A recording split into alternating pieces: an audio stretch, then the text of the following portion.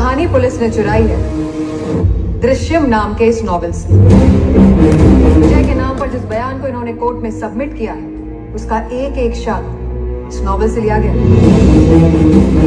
कुछ ज्यादा इत्तेफाक है इनके इस केस में। समीर देशमुख की डेड बॉडी जो इन्हें इतने सालों से कहीं नहीं मिली, वो ठीक इस नॉवेल की तरह इन्हें अपने पुलिस स्टेशन में मिलती है। योर ऑनर, पुलिस स्टेशन एक ऐसी जगह है जो इनके डायरेक्ट कंट्रोल में आता है।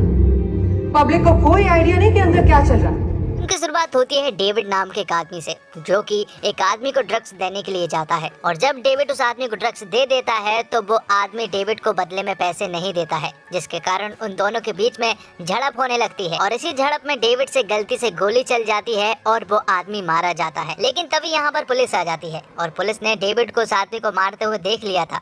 और डेविड जब उन्हें देखता है तो तुरंत ही वो जंगलों की ओर भागने लगता है। पुलिस वाले भी उसका पीछा कर रहे होते हैं, जिसके बाद डेविड पुलिस स्टेशन के पास रुकता है, जहां पर वो विजय को पुलिस स्टेशन से फावड़ा लेकर बाहर निकलता हुआ देखता है। और आज का दिन 2 अक्टूबर 2014 का दिन है, मतलब कि आज के ही दिन सैम की बॉडी को पुलिस स्टेशन के अंदर दफनाया गया था। लेकिन ये रहस्य सिर्फ विजय को ही मालूम है। लेकिन अब हमें पता चलता है कि ये रहस्य अब डेविड को भी मालूम है। जिसके बाद डेविड दौड़ता हुआ अपने घर पहुंचता है, लेकिन उसे नहीं मालूम था कि उसके पीछे अभी भी पुलिस लगी हुई है। पुलिस वाले डेविड को अरेस्ट कर लेते हैं, जिसके बाद कहानी 7 साल आगे पहुंच जाती है, जहां पर हमें विजय की पूरी फैमिली को दिखाया जाता है। यहाँ पर विजय की फैमिली अभी भी उस हादसे से उभरने की कोशिश कर रही है, जबकि उस बात को 7 साल हो चुके हैं। लेकिन विजय की फैमिली को अभी भी डर है कि सैम की बॉडी पुलिस वालों को मिल ना जाए, क्योंकि पुलिस वाले अक्सर सैम की बॉडी ढूंढने के लिए जहाँ तहाँ खुदाई करते रहते हैं। और इन्हीं सब को लेकर अंजू को भी बुरे सपने आते रहते हैं, इसलिए उसे हर कभी दोहरा पड़ता रहता है। तो विजय का परिवार आज भी सहमा हुआ है और सोसाइटी से कट ऑफ है। हाँ, विजय इस बीच केबल ऑपरेटर से एक थिएटर का मालिक बन चुका है। फिल्म का शौकीन विजय फिल्म प्रोड्यूस करना चाहता है और कहानी को लेकर उसकी मुलाकात एक जाने माने डायरेक्टर से होती है। और विजय ने अपनी फिल्म की कहानी भी खुद ने ही लिखी है। हालांकि विजय अपनी फिल्म की लिखी कहानी के क्लाइमैक्स से खुश नहीं है, इसलिए वो डायरेक्टर से मिलने के लिए आया था और क्लाइमैक्स के बारे में डिस्कस कर रहा था। साथ ही वो डायरेक्टर से कहता है कि हमें अपने क्लाइमैक्स पर थोड़ा और ध्यान देना चाहिए, इसलिए वो क्लाइमैक्स को फिर से लिखने का प्लान बनाते हैं। अब आगे हम गायतोंडे को देखते हैं, जो कि 7 सालों से सस्पेंड है। यहाँ पर गायतोंडे के पास आईजी सर का कॉल आता है और तुरंत ही उसे अपने घर बुलाते हैं। दरअसल आईजी सर विजय का केस रीओपन करने वाले हैं और तभी एंट्री होती है आईजी सर मतलब कि तरुण अहलावत की, जो कि 7 साल पुराने केस को रीओपन करने वाले हैं। और गायतोंडे को आईजी सर ने इसलिए बुलाया है क्योंकि गायतोंडे ही वो शख्स है जिसे सारी की सारी स्टोरी मालूम है। और गायतोंडे एक विटनेस भी है जिसने विजय को उस येलो कार में देखा था। और तभी एंट्री होती है मीरा देशमुख की, जो कि लंदन से वापस आ चुकी थी, क्योंकि मीरा को मालूम है कि ये सब कुछ विजय ने ही किया है। लेकिन उनके पास कोई सबूत ना होने के कारण वो कुछ भी नहीं कर सकते। लेकिन फिलहाल उन्हें एक सॉलिड लीड मिली है, जिसमें कि तरुण अहलावत मतलब कि आईजी सर उसकी हेल्प करने वाले हैं। ये बात पूरे शहर में भी फैल चुकी थी कि विजय का केस रीओपन हो रहा है। आगे हम देखते हैं कि विजय के पड़ोस में शिव और जैनी नाम के पति पत्नी रहते हैं और वो दोनों आपस में बहुत झगड़ते हैं, क्योंकि शिव अक्सर शराब पीकर आता है और जैनी को बहुत मारता है। लेकिन तभी हमें पता चलता है कि ये लोग पड़ोसी नहीं है बल्कि पुलिस वाले हैं, जो कि विजय की फैमिली के ऊपर नजर रख रहे थे। साथ ही इन्होंने विजय के पूरे घर में माइक्रोफोन फिट करके रखे थे ताकि वो विजय की फैमिली के हर एक इंसान की हर एक बात सुन सके। लेकिन विजय की फैमिली ऐसी कोई भी बात नहीं करते हैं जिससे कि पुलिस वालों को ये पता लगे कि सैम की बॉडी कहाँ पर है। दरअसल सैम की बॉडी तो सिर्फ विजय को ही मालूम है। हालांकि विजय की फैमिली भी जानना चाहती है कि सैम की बॉडी कहाँ पर है, लेकिन विजय उन्हें कुछ भी नहीं बताता है और इस बारे में बात करने से साफ मना कर देता है। अब पुलिस 7 साल पहले की इन्वेस्टिगेशन शुरू करती है और ये पता करने की कोशिश करती है कि विजय को उस रात किस किस ने देखा। अब क्योंकि विजय 2 अक्टूबर को सुबह 5 बजे पणजी निकल गया था, मतलब उसने बॉडी 1 से 4 बजे के बीच में ही दफनाई होगी, तो विजय सिर्फ 45 किलोमीटर के रेडियस में ही उस बॉडी को दफना पाएगा। इसलिए पुलिस वाले इन्वेस्टिगेशन करते हैं, पर उन्हें ज्यादा कुछ हाथ नहीं लगता है। तब आईजी सर ये अनाउंस करवा देते हैं कि जो भी विजय के केस में एक सॉलिड लीड लेकर आएगा उसे 5 लाख रुपए दिए जाएंगे। अब आगे हम पुलिस के सामने चाय वाले कॉर्नर को देखते हैं, जहाँ पर अक्सर लोग विजय के केस के बारे में बात करते रहते हैं। साथ ही हम यहीं पर डेविड को भी देख पाते हैं, जो कि 7 साल की सजा काटने के बाद अब जेल से बाहर आ चुका था और डेविड ही वो आदमी है जिसने उस रात विजय को देखा था। अब अगले सीन में हम आईजी सर को देखते हैं जो कि विजय के गार्डन में था, जिसके बाद वो विजय के घर में घुस जाता है जहाँ पर विजय तो नहीं था लेकिन उसकी पूरी फैमिली मौजूद थी। यहाँ पर विजय की फैमिली आईजी सर को देखकर काफी बुरी तरीके से डर गए थे, क्योंकि विजय की फैमिली अक्सर पुलिस वालों को देखकर डर जाया करते हैं। और कहीं ना कहीं आईजी सर ने भी विजय की पूरी फैमिली के चेहरे पर ये डर देख लिया था कि विजय की फैमिली जरूर हमसे कुछ छुपा रही है। और यहाँ डेविड को जब उन 5 लाख की न्यूज और विजय के केस के बारे में पता चलता है तो वो तुरंत ही पुलिस के पास पहुंच जाता है। यहाँ डेविड पुलिस वालों से कहता है कि उसे एग्जैक्टली मालूम है कि विजय ने उस बॉडी को कहां पर दफनाया है, पर पुलिस वालों को उसकी बातों पर बिल्कुल भी विश्वास नहीं हो रहा था। पर डेविड जब उन्हें अपने बारे में बताता है कि 2 अक्टूबर को उसके हाथ एक गलती से खून हो गया था और जब वो पुलिस से भाग रहा था तब उसने विजय को 3 बजे के आसपास उस बॉडी को दफनाते हुए देखा था।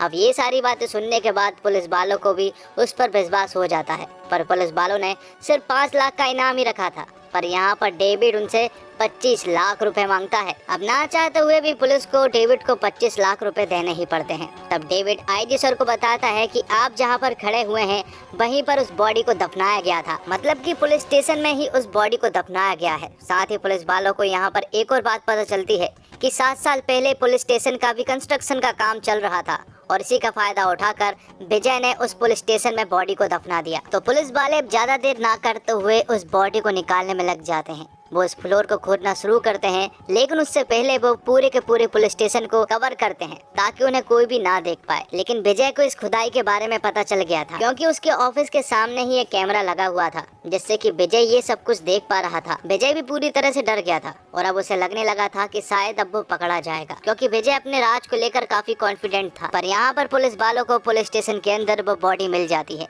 अब क्योंकि 7 साल हो चुके थे इसलिए उस बॉडी के स्केलेटन ही उन्हें मिल पाते हैं और पुलिस वालों को कोर्ट से 8 घंटे के पूछताछ के लिए ऑर्डर भी मिलते हैं, जिसके अगले ही दिन वो लोग विजय की पूरी फैमिली से पूछताछ करने में लग जाते हैं, जहां पर आईजी सर और मीरा देशमुख दोनों ही मौजूद थे। आईजी सर यहां पर विजय को सारी बातें बताते हैं कि उस रात डेविड नाम के एक आदमी ने तुम्हें वहां पर देखा था, लेकिन यहाँ पर विजय साफ मना कर देता है। वो कहता है कि उसने या तो किसी और को देखा होगा या फिर वो आदमी झूठ बोल रहा है। आईजी सर यहाँ पर काफी सारे सवाल पूछते हैं, लेकिन विजय अपने बयान पर अड़ा हुआ था।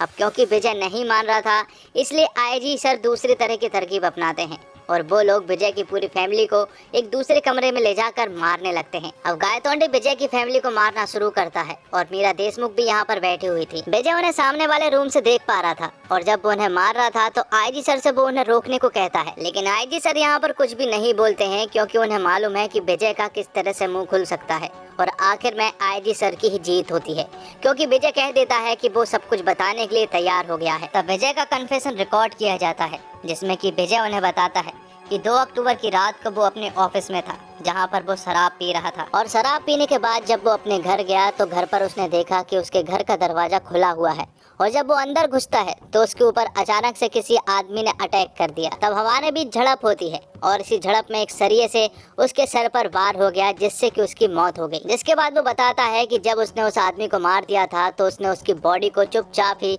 पुलिस स्टेशन में दफना दिया, जिसके बारे में उसकी फैमिली को भी कुछ नहीं मालूम है। अब क्योंकि विजय पकड़ा गया था इसलिए उसने सारा का सारा इल्जाम अपने ऊपर ले लिया ताकि उसकी फैमिली बची रहे। कन्फेशन के बाद विजय अपने घर जाता है, जहाँ पर विजय की फैमिली पूरी तरह से दुखी थी, क्योंकि उनका इल्जाम विजय ने अपने सर ले लिया था। अब अगले ही दिन विजय को कोर्ट ले जाया जाता है, जहाँ पर आज पुलिस वालों को विजय की पूरी तरह से जुडिशियल कस्टडी मिलने वाली थी, इसलिए गायतोंडे विजय को अपने घर से ले जाकर कोर्ट ले जाने लगता है। और यहाँ पर आईजी सर खुश हो रहे होते हैं, क्योंकि उन्हें ऐसा लग रहा था कि उन्होंने विजय के इस केस को सॉल्व कर दिया है। यहीं पर मीरा देशमुख भी मौजूद थी और तभी यहाँ पर एक आदमी आता है जो कि आईजी सर से विजय के बारे में कुछ इम्पोर्टेंट बात करना चाह रहा था, और ये आदमी कोई और नहीं बल्कि विजय की फिल्म का डायरेक्टर होता है, जो कि उन लोगों से कहता है कि शायद विजय को पहचानने में मुझे बहुत बड़ी भूल हो गई है। वो बताता है कि उसकी मुलाकात विजय से 2016 में हुई थी, जहाँ पर वो एक फिल्म बनाने के बारे में मुझसे बात कर रहा था। उसने कहा था कि वो इस फिल्म को प्रोड्यूस करेगा, साथ ही इस फिल्म की स्टोरी भी लिखेगा। तब उन्होंने तय किया कि इस फिल्म की स्टोरी वो दोनों मिलकर लिखेंगे। फिल्म की स्टोरी ऑलमोस्ट कंप्लीट थी, लेकिन वो क्लाइमैक्स में जाकर अटक जाते हैं। सबसे पहले तो डायरेक्टर आईजी और मीरा को उनकी लिखी हुई स्टोरी सुनाता है और दरअसल वो स्टोरी विजय की एक बायोपिक है। उन्होंने सैम के साथ जो भी किया और इस केस में जो कुछ भी हुआ वो सब कुछ विजय ने उस स्टोरी में लिखा था। और अब क्योंकि विजय को इस स्टोरी के कॉपीराइट का डर था, इसलिए उसने एक पुस्तक भी पब्लिश करवा दी थी और डायरेक्टर उन्हें यही बातें बताने आया था कि वो बुक मेरे नाम से पब्लिश हुई है। अब आगे यहाँ पर डायरेक्टर कुछ बता पाता तभी गायतोंडे का आईजी सर के पास कॉल आता है और यहाँ पर उन्हें पता चलता है कि कोर्ट में बाजी पलट चुकी है। दरअसल जब कोर्ट में कन्फेशन चलाया जा रहा था और जब विजय से पूछा जाता कि क्या ये सच है, तो विजय ने साफ मना कर दिया था। विजय ने कोर्ट में बताया कि पुलिस वालों ने जोर जबरदस्ती करके ये कन्फेशन उससे रिकॉर्ड करवाया है। साथ ही विजय की वकील जज साहब से कहती है कि पुलिस वालों की ये सोची समझी चाल है, क्योंकि जो कुछ भी कन्फेस करवाया गया है वो सब कुछ एक नॉवल से उठाया गया है। और उसे पढ़ने के बाद जज साहब को ये विश्वास हो जाता है कि ये सब कुछ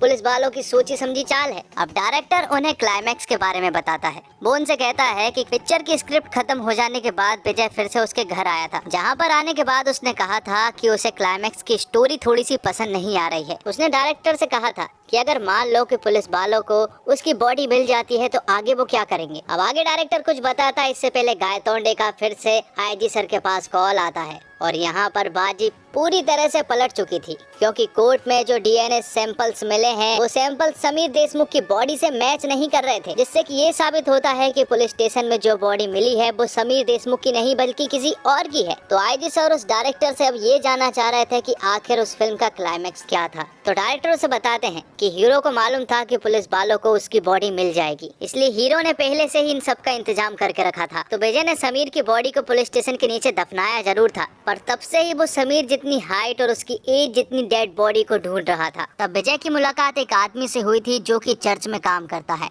और उसी के बाजू में लोगों को दफनाया भी जाता है और वहीं पर विजय की ये तलाश खत्म हुई थी। विजय ने उस चर्च वाले आदमी की पैसों से मदद की, जिसके बदले में उसने उस लड़के के स्केलेटन विजय को दे दिए। अब ये स्केलेटन सिर्फ बदलने थे और जहाँ पर डीएनए के स्केलेटन की रिपोर्ट चेक किए जाते हैं वो दिन में किए जाते हैं। तो विजय मौके का फायदा उठाकर समीर देशमुख के स्केलेटन को बदल देता है और समीर देशमुख के स्केलेटन को वो डिस्ट्रॉय भी कर देता है। तो विजय के खिलाफ अब कोई भी सबूत नहीं थे, इसलिए कोर्ट विजय को बाइज्जत बरी कर देती है और एक बार फिर से विजय की जीत होती है।